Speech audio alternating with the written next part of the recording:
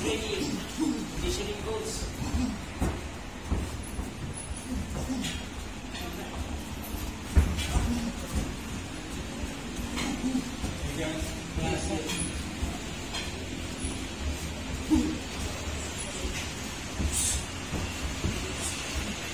yung mga pambato ng kalayaan.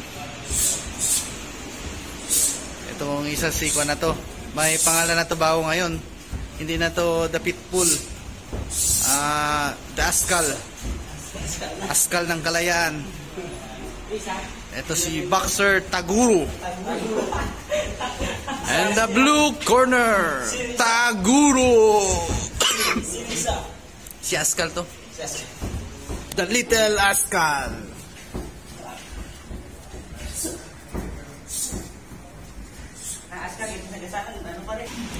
Pag Askal gayon tipong kahit ganong sapak pa, kumakagat pa rin. Pero bilib ako kay Taguro.